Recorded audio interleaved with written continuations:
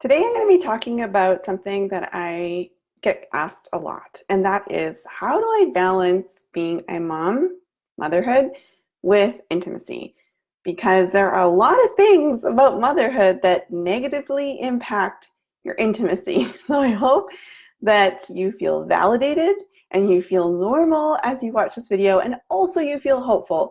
There are some simple things that you can do to make it all balance out as much as you can. You know, the word balance is kind of a, can we ever really balance everything in our lives? Okay, rant over. It's a good word to use here. So here are the things that negatively impact intimacy in a marriage.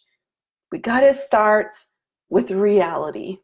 So you know this, if you're a mom and you're married and you're struggling with this, you don't have a ton of energy and time. It is being sucked by people who need you, the little people who need you.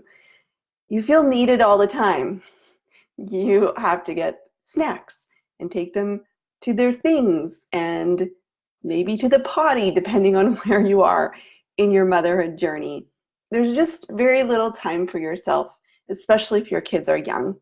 My kids are now 10 and 11, so I have more time to myself, but I clearly remember those young days. It gets better, by the way.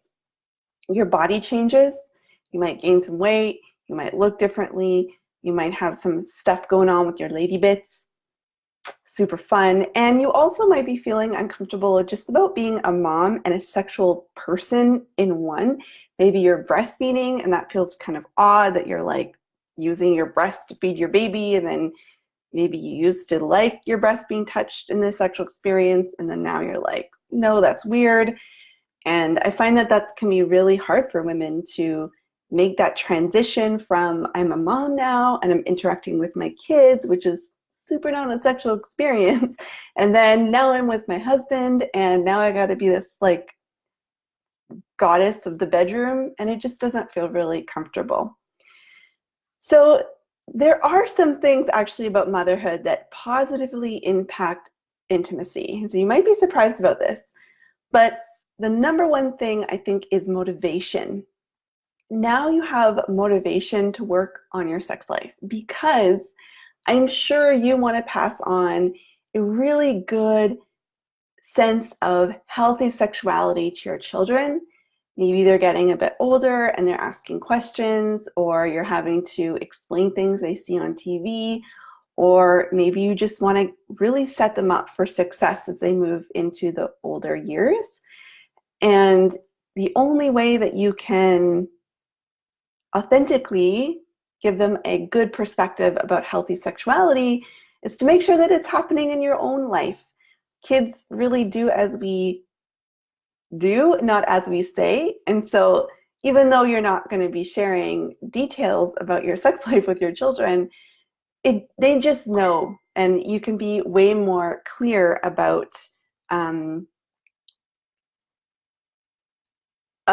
your message to them if things in your own life are going really well and you're really happy with that. So the motivation is you want to pass that on, and then also some motivation because you want to give your kids a really happy home life, and the foundation of a happy home life is a really happy marriage, and sex can really provide a lot of joy and relaxation and peace for you and your spouse if you're doing it in the right way. It can also provide a lot of stress and tension. So again, the motivation to work on your sex life can happen when you have children and you're starting to think about their growth and development. So here are some simple tips to work on or to balance intimacy and marriage. And then I'm going to tell you a really funny story after this. So the biggest tip I can give you is to schedule sex. And I know this, again, goes against all those notions of spontaneity and all that stuff we're fed by the media. But when you schedule it, then you know it's going to happen. You don't have to think about it every night. Can you or can you not get in the mood? And then you can also set your children up to know that this is mommy and daddy's time. You can get a lock for your door. You can set it like a routine in your life. and then it's just happening. Just like if you sign up for a yoga class and you pay the money, you're going to go to it. So if you schedule this time, but sometimes when you schedule it, you can feel a lot of anxiety and pressure to make it this amazing experience, but just let it be whatever it is in the moment and really try to take goals off the table. And so you can just relax and be with your partner and just let whatever happens, even if it's just a 30-minute back massage, then that's still counted as some physical time together, doing something special that you don't do with anybody else in your life. And being just naked can really give you those oxytocin hormones and bond you guys together.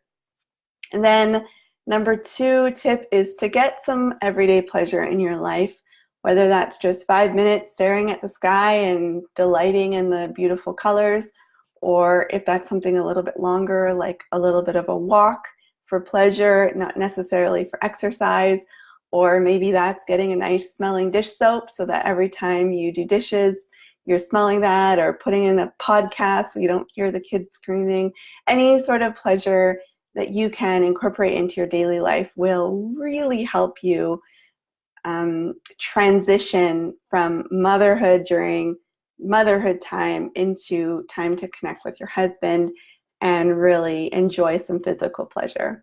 And then lastly, see sex as something that you do for you, not as a need that you fulfill for your husband, because you provide a lot of needs for other people during the day or during any time, day and night. You are providing, especially if your kids are young. And the last thing that you need to be doing is providing another need for somebody else. And actually, sex is really good for you. It's good for your health. It's good for your mental well-being. It's good for your spiritual well-being. There's so many things that it really provides you. It can boost your creativity and your productivity, if you didn't know that. And again, but make sure that you are having an experience that fulfills you and satisfies you and doesn't just be something that you're trying to satisfy your husband with. And if you want more tips on this, or if you want to know the desire fix that is specifically for you, I invite you to take my brand new quiz.